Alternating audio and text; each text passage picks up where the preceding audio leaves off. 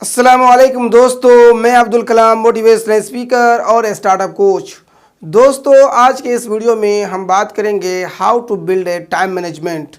दोस्तों, हम तमाम लोग जानते हैं कि हम लोग सुबह से लेकर शाम तक, शाम से लेकर रात और रात से लेकर सुबह तक हम लोग अपने टाइम को मैनेज करते हैं और अपनी ज़िंदगी को गुजारते हैं और इसी तरीके से हमारी ज़िंदगी की साइकिल चलती रहती हैं। तो दोस्तों, आज के इस वीडियो में हम आपको 11 स्टेप बताएंगे और उन स्टेप से आप ये जान पाएंगे कि आपको अपने टाइम को, अपने वक्त को कैसे मैनेज करना है, ये आप जान पाएंगे और ये आप सीख पाएंगे। तो चलिए बात करते हैं। नंबर 1 पर है दोस्तों, उसे कहते हैं रिमूव टाइम वेस्टर। दोस्तों, बहुत सारे लोग हैं जो अभी कॉलेज यूनिवर्सिटी में जो स्टूडेंट हैं, अभी पढ़ रहे हैं और उनके लिए जो सोशल मीडिया बड़ा ही चैलेंज और बहुत ही बड़ा प्रॉब्लम हो चुका है, क्योंकि हम लोग अक्सर जो है आजकल फेसबुक, इंस्टाग्राम, ट्विटर और यूट्यूब पर लगे रहते हैं और जिससे हमें कोई भी फ़ायदा नहीं होता रहता है और हमें हमेशा नोटिफिकेशन आती रहती है। इसी तरीके से अगर आप फेसबुक, यूट्यूब का, इंस्टाग्राम का अगर अपने कैरियर को बेहतर बनाने के लिए, अपने कैरियर को ग्रोथ करने के लिए, अपने बिजनेस को बेहतर बनाने के लिए अगर यूज़ करते हैं, इस्तेमाल करते हैं तो आपके लिए बहुत ही अच्छा है। अगर वैसे ही अपने फ़ोटो को लाइक और कितने व्यूज़ हुए उसके लिए बराबर अपने मोबाइल को चेक करते हैं तो ये आपके लिए टाइम वेस्टर हो सकता है। इसी तरीके से नंबर 2 है दोस्तों, उसे कहते हैं डिलीगेट टास्क। कि आप अगर किसी कंपनी में मैनेजर हैं तो आपको चाहिए कि आपके पास ज़्यादा काम है तो आप अपने टीम को बहुत सारे काम उसको डेलीगेट कर सकते हैं, बहुत सारे काम उसको डिस्ट्रीब्यूट कर सकते हैं। इसी तरीके से अगर आप स्टूडेंट हैं और आपके पास 3-4 टॉपिक है तो आप सारे स्टूडेंट क्या कर सकते हैं, एक एक टॉपिक आप ले करके उसको तैयारी कर सकते हैं और उसको पढ़ सकते हैं। फिर जब डिस्कशन टाइम जब आता है तो उसमें आपको ये होगा कि हर आदमी को सेम टॉपिक याद करने की ज़रूरत नहीं पड़ेगी, बल्कि एक आदमी अगर एक टॉपिक पढ़ता है तो दूसरा टॉपिक और तीसरा टॉपिक याद करता है। इस तरीके से आपकी टाइम बचत होगी और आपकी टाइम मैनेजमेंट हो जाएगी। और नंबर 3 है दोस्तों, उसे कहते हैं प्रायोरिटाइज योर वर्क।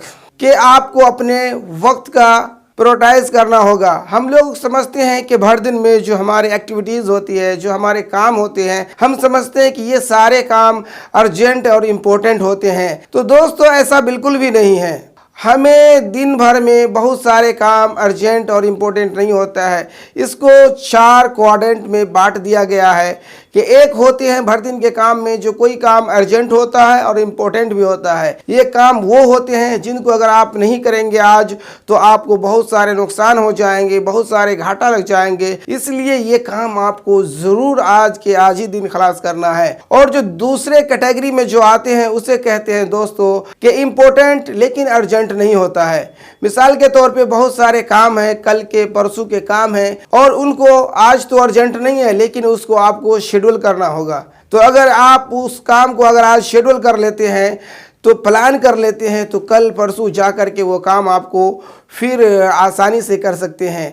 और जो तीसरी कैटेगरी में जो ये आते हैं उसको कहते हैं अर्जेंट और इम्पोर्टेंट नहीं होता है। दोस्तों, ये उस वक्त होता है कि हमें जो काम कल करने हैं, परसों करने हैं, उस काम को अगर हम अभी से प्लान नहीं करेंगे तो फिर कल चल के वो काम क्या हो जाएगा, हमारे लिए अर्जेंट हो जाएगा और इम्पोर्टेंट तो नहीं था लेकिन हमारे लिए वो अर्जेंट हो जाएगा। इसलिए कभी भी आप अगर प्लान करके करते हैं तो वो काम मतलब कि आपको जल्दबाजी करने की आपको हरी नहीं होगा, आपको स्ट्रेस फील नहीं होगा। और 4थे क्वाड्रेंट है उसे कहते हैं नहीं तो अर्जेंट होता है और नहीं तो इम्पोर्टेंट होता है। तो दोस्तों, अगर आपको ये 4 क्वाड्रेंट अगर आपको समझ में आ गया कि अपने वो काम को कैसे बांटना है, किस कैटेगरी में किस काम को रखना है, तो आपके लिए डेली का ये टास्क बहुत ईजी और बहुत ही आसान हो जाएगा। इसी तरीके से नंबर 4 है दोस्तों, उसे कहते हैं क्रिएट अ शेड्यूल। दोस्तों, अगर आप काम करते हैं, अगर आप पढ़ाई करते हैं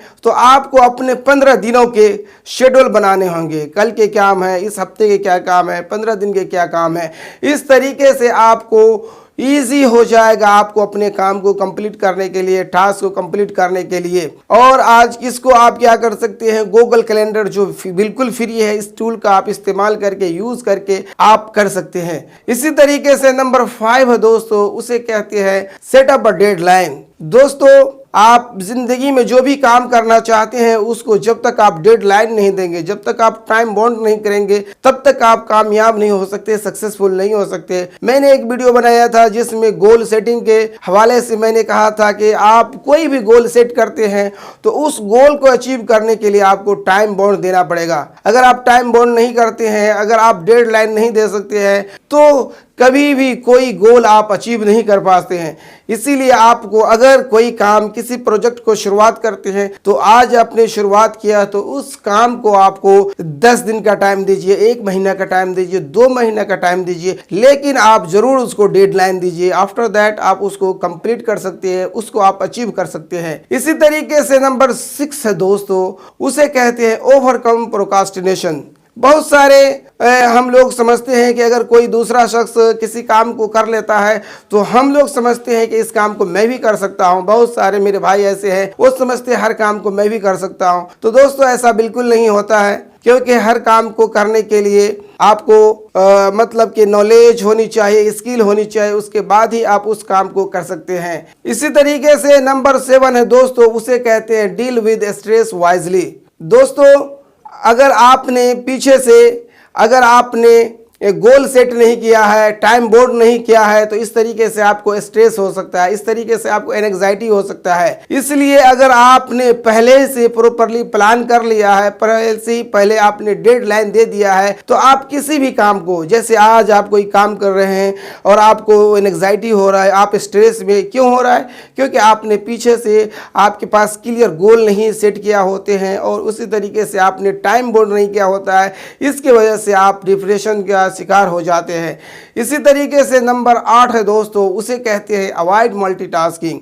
दोस्तों हम लोग क्या करते हैं, एक ही वक्त में बहुत सारे काम ले लेते हैं और समझते हैं मैं ये भी कर लूंगा, और हर काम को 20% करते रहते हैं, जिसकी वजह से कोई भी काम कंप्लीट नहीं होता है। तो दोस्तों ऐसा बिल्कुल भी नहीं है। जितने भी कामयाब और सक्सेसफुल लोग हैं वो हर काम को 100% करते हैं, और जब 100% आप करेंगे उसके बाद जाकर ही आपको रिजल्ट मिलेगा।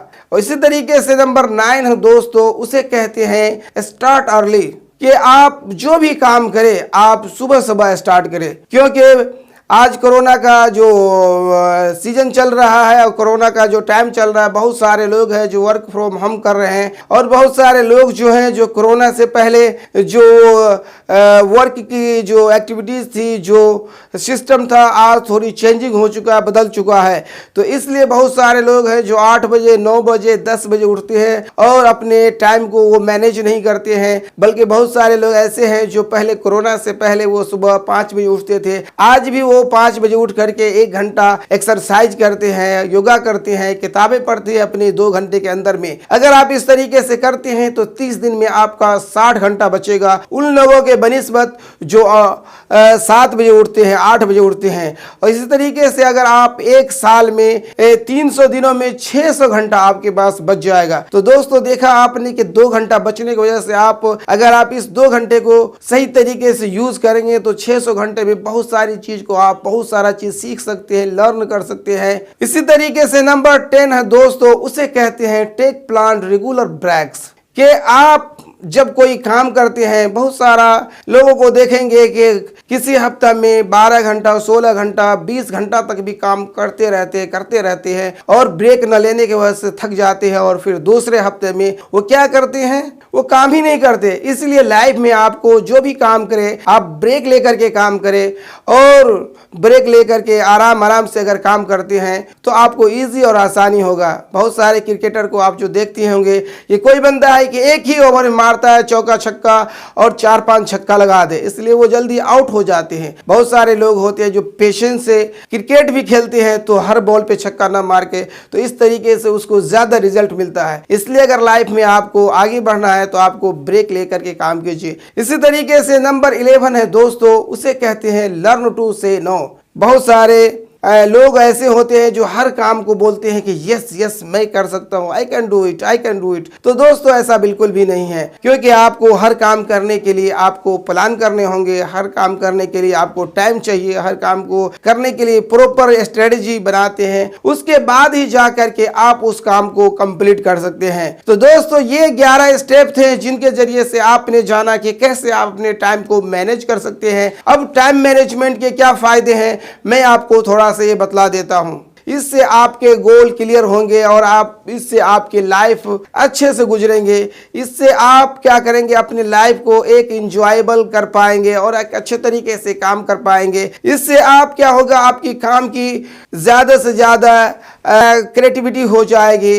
अगर आप अपने टाइम को मैनेज कर लेते हैं तो आपको ज़्यादा से ज़्यादा एनर्जी मिलती है, ज़्यादा से ज़्यादा पावर मिलती है और इसी तरीके से आपको ज़ीरो स्ट्रेस रहता है कि जब आप अपने टाइम को मैनेज कर लेते हैं, आप उसमें आपको गोल क्लियर होते हैं, इसमें आपके टाइम बाउंड होते हैं, प्रॉपरली प्लान होती हैं, जिसके वजह से आपको एक अच्छा रिजल्ट ले पाते हैं। इसमें आपको सेल्फ कॉन्फिडेंस होते हैं। तो मैं आपको इसको थोड़ा एक एग्जाम्पल से समझा देता हूं कि जैसे डॉक्टर हो गया, हॉस्पिटल हो गया, आर्मी हो गया, स्पेस एजेंसी हो गई, इन तमाम लोगों में जो आप जानते हैं कि टाइम की बड़ा ही वैल्यू होता है। फॉर एग्जांपल अगर कोई स्पेस एजेंसी है, उसको रॉकेट लॉन्च करने का है, तो उसमें अगर क्लाउडी मौसम है, अगर बादल लगी हुई है 15 मिनट 20 मिनट, तो उसको टाइम पे उस रॉकेट को लॉन्च करना पड़ेगा। अगर नहीं लॉन्च करता है तो उसको दिक्कत और समस्या आ सकती है।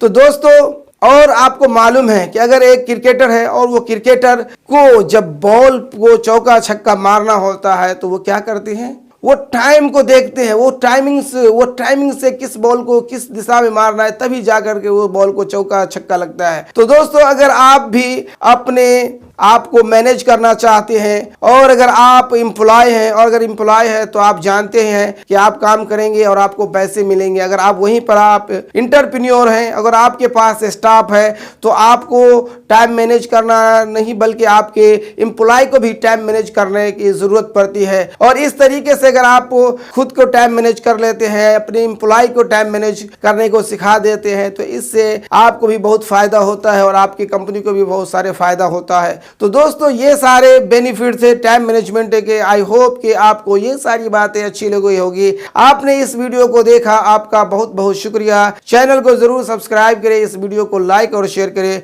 मिलते हैं नेक्स्ट वीडियो में, तब तक के लिए गुड बाय।